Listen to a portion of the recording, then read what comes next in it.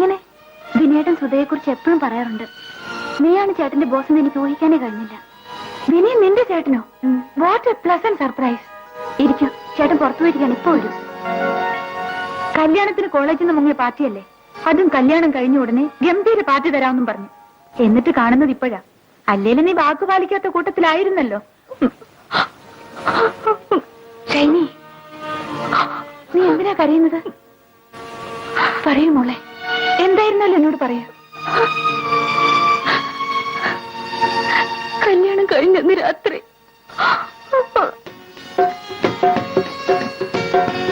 ശൈലി, ഇത് കൊള്ളാമല്ലോടി. സാധാരണ മണവാട്ടികൾ ബലവായി മണിയരിക്കത്ത് തള്ളി വിടുകയാണ് പതിവ്. നീ പകലെ ഇതിനകത്ത് കയറി കൂടിയല്ലോ. എന്താ മാറ്റിനിക്ക് വല്ല പരിപാടി ഉണ്ടോ? ഇത് കണ്ടോ? എല്ലാവരും പോലെയല്ല ഞങ്ങളുടെ മധുവിധം ആരംഭം. തുടക്കത്തിൽ ഒരു പൊട്ടിത്തെറി. മൂപ്പര് പേടിക്കുമെന്ന് എനിക്കൊന്ന് കാണണ്ടേ? പട്ടാളക്കാരനല്ലേ, ഇതിനേക്കാൾ പൊട്ടിത്തെറിച്ചങ്ങളെ കണ്ടിരിക്കും. അങ്ങനെ അങ്ങ് പേടിപ്പിക്കാന്ന് വിചാരിക്കാതെ പെണ്ണെ. അത് തന്നെയാണ് എനിക്കും കാണേണ്ടത്. മാറാത്ത തന്നെയൊക്കെ പിടിച്ച് കെട്ടിച്ചവര് വേണം പറയാൻ.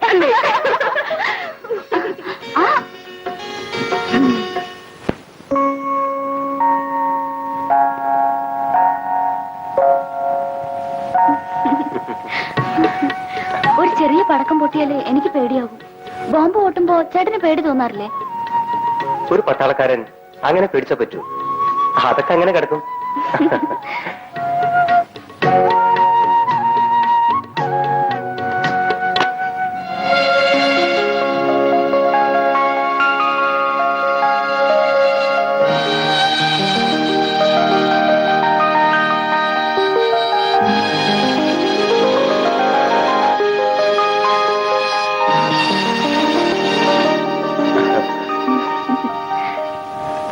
ചുരുക്കി പറഞ്ഞ ആറ്റം ബോംബ് പൊട്ടിയാലും ചേട്ടൻ പേടിക്കില്ലല്ലേ?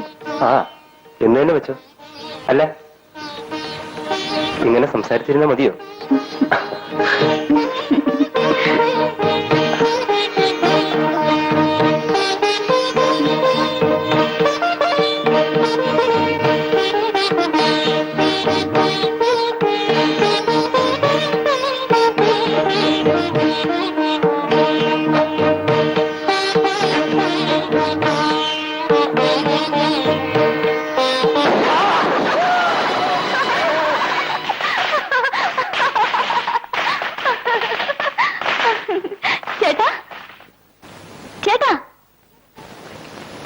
ചേട്ടൻ പേടിച്ചു പോയോ?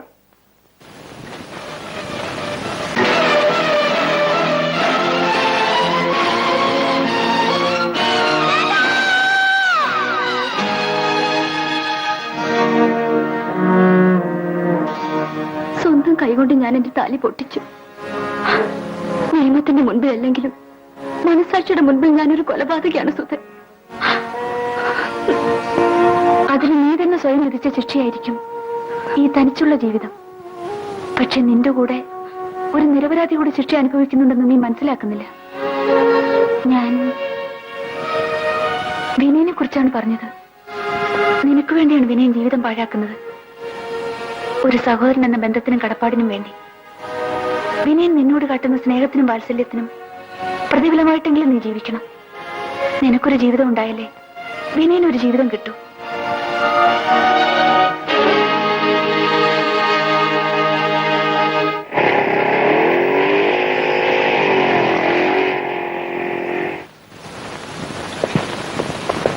ഷൈനി,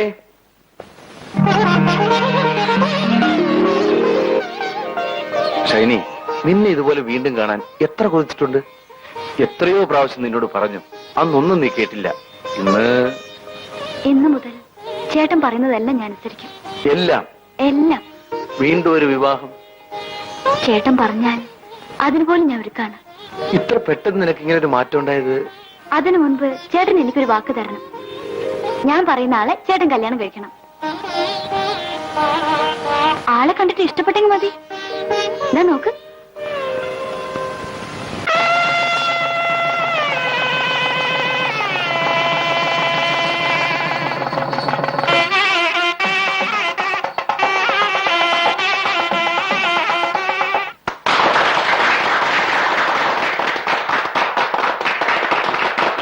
എന്ത് സംശയം ഉണ്ടെങ്കിലും എന്നോടോ മിസ്റ്റർ ഉണ്ണിത്താനോടോ ആലോചിച്ചിട്ടേ ചെയ്യാവൂ.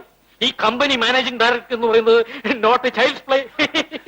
സ്വാമി, എന്റെ മോളെ മാനേജ് ചെയ്യുന്ന വിനയന് കമ്പനി മാനേജ് ചെയ്യാൻ നിഷ്പ്രയാസമായിരിക്കും. അതാ ഈ പിച്ചും മാന്തും ഒന്നും ഇനി ഇങ്ങോട്ട് വേണ്ട, അങ്ങോട്ട്. ഈ അച്ഛൻ നിങ്ങളൊരു വകതിരിവില്ലാത്ത ആളാണ് മിസ്റ്റർ ഉണ്ണിത്താൻ. കല്യാണം കഴിഞ്ഞ് 2 ദിവസമായില്ല, കുട്ടികളെ ജയിലിലിടാനാണ് പ്ലാൻ.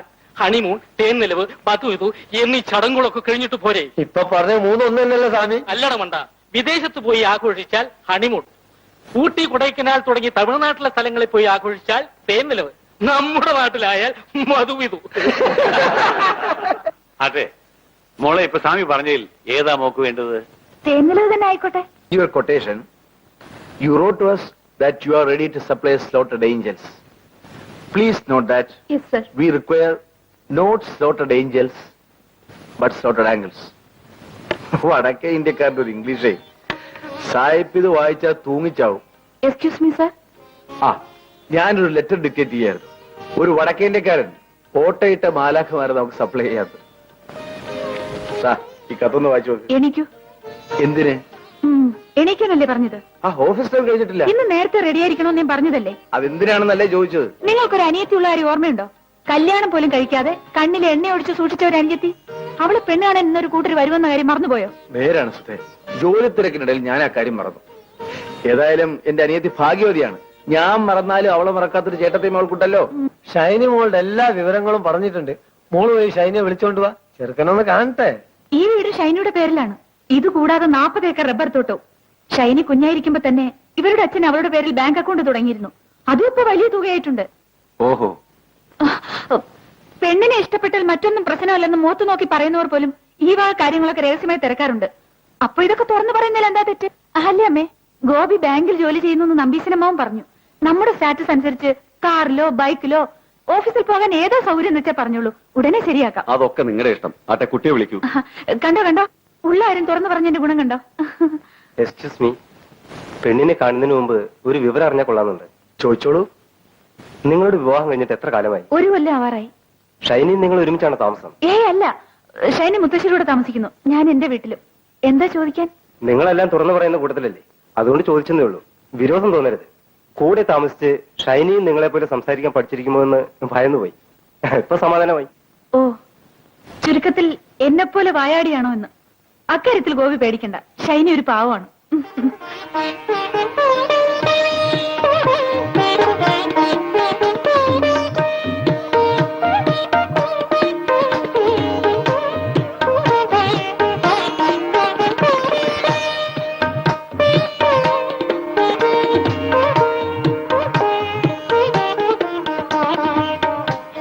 ഗോപിക്ക് തനിയെ വല്ലതും സംസാരിക്കണോ?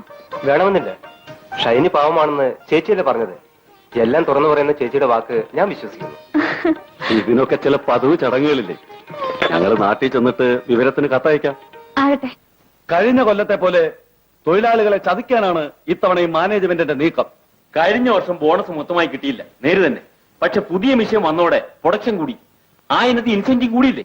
ഇത്തരം നക്കാപ്പിച്ചാകിട്ട് തൃപ്തിപ്പെടുന്ന നിങ്ങളെ വെച്ച് ഒരു തൊഴിലാളി പ്രസ്ഥാനം കൊണ്ടുനടക്കാൻ പ്രയാസമാണ്. ഇപ്പൊ ഞങ്ങളെ വിളിച്ചു കൂട്ടി എന്തിനാണ്? കമ്പനിക്ക് ലാഭമായാലും നഷ്ടമായാലും കുറഞ്ഞത് 20% ബോണസ് എങ്കിലും കിട്ടണം. കേന്ദ്ര കമ്മിറ്റിയുടെ തീരുമാനമാണത്. ഇതും പറഞ്ഞ് മാനേജ്മെന്റിന് നോട്ടീസ് കൊടുക്കാം. അതൊക്കെ താമസമുണ്ടാക്കുന്ന ഏർപ്പാടാണ്. സൂചനാ പണിമുടക്ക് നടത്താം. ഈ തീരുമാനത്തിൽ ആർക്കെങ്കിലും എതിർപ്പുണ്ടോ? ആരും എതിരഭിപ്രായം പറയാത്ത നിലയ്ക്ക് ഈ തീരുമാനം പാസ്സായതായി കരുതാം. തൊഴിലാളി ഐക്യം, തൊഴിലാളി ഐക്യം, തൊഴിലാളി ഐക്യം. ഗുഡ് ന്യൂസ്, നമ്മുടെ കമ്പനി 20% ബോണസ് തരാമെന്ന് പ്രഖ്യാപിച്ചിരിക്കുന്നു. അതെനിക്ക് നേരത്തെ അറിയാവുന്ന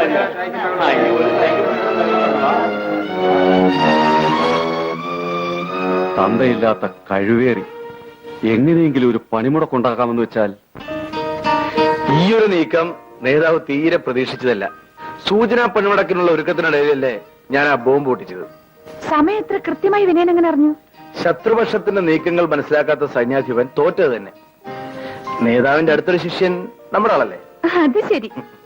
എന്നാലും അച്ഛനോടൊരു വാക്ക് ചോദിച്ചിട്ട് ബോണസ് അനൗൺസ് ചെയ്യാമായിരുന്നു. അച്ഛൻ വരുന്നവരെ കാത്തിരുന്നെങ്കിൽ നേതാവ് ആകെ കുഴച്ചനെ. അവൻ എന്നോട് അത്രയ്ക്ക് വിരോധമുണ്ട്. പിന്നെ നായ തല്ലുന്ന പോലെ തല്ലിയ പ്രേമല്ലേ ഉണ്ടാവുക? ദാ, എന്താ ഇത്? തുറന്നു നോക്ക്.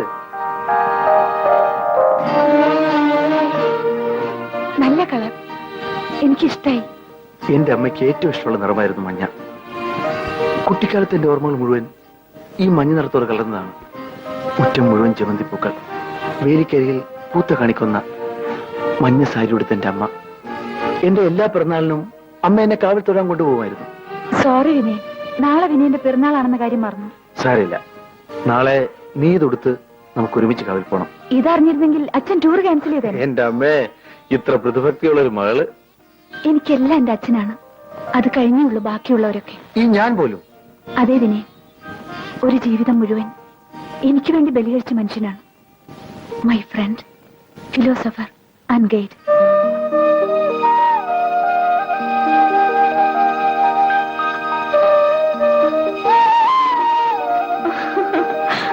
വൈകുന്നേരം നേരത്തെ വരാം. കാവൽ പോകാൻ റെഡിയായിരുന്നു.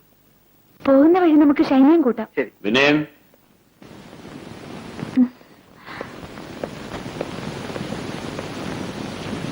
അച്ഛൻ എപ്പോഴെത്തി? sit down. I want to talk to you. 10 മണിക്ക് ഒരു അപ്പോയിന്റ്മെന്റ് ഉണ്ട്. ഇപ്പോഴേ വൈകിയിരിക്കുകയാണ്. വന്നിട്ട് സംസാരിച്ച പോരെ? പോരാ, ഇരിക്കൂ. പിറന്നാൾ വിവരം നേരത്തെ പറയാത്തതിന്റെ ഗൗരവമാണ് അച്ഛന്. ഞാൻ അപ്പോഴേ പറഞ്ഞില്ലേ. എന്നോടും ഓഡിറ്ററോടും ആലോചിക്കാതെ പ്രധാനപ്പെട്ട തീരുമാനങ്ങൾ എടുക്കരുതെന്ന് പറഞ്ഞിട്ടില്ലേ? എന്നോടൊരു വാക്ക് പറഞ്ഞിട്ട് ബോണസിനെ പറ്റി തീരുമാനിക്കാമായിരുന്നു. MD ആയപ്പോൾ ആരെയും വകവയ്ക്കണ്ട എന്നാണോ? അതുകൊണ്ടല്ല, പെട്ടെന്ന് അങ്ങനെ ചെയ്യേണ്ടി വന്നു. ഞാനത് വിശദീകരിക്കാം. ഒരു വിശദീകരണമല്ല എനിക്ക് ആവശ്യം. കഴിഞ്ഞ കൊല്ലത്തെ പോലെ ബോണസ് കൂട്ടിക്കൊടുക്കാതെ നോക്കണം. അതെങ്ങനെ പറ്റും? കഴിഞ്ഞ കൊല്ലം കൊടുക്കാതിരുന്നതിന് ന്യായമായ കാരണമുണ്ടായിരുന്നു. ഇക്കൊല്ലം അത് ആവർത്തിച്ചാൽ അത് തൊഴിലാളികളെ വഞ്ചിക്കുന്ന പോലാവും. കമ്പനി ഉടമസ്ഥൻ ഞാൻ പറയുന്ന പോലെ ചെയ്യാൻ നിങ്ങൾ ബാധ്യസ്ഥനാണ്.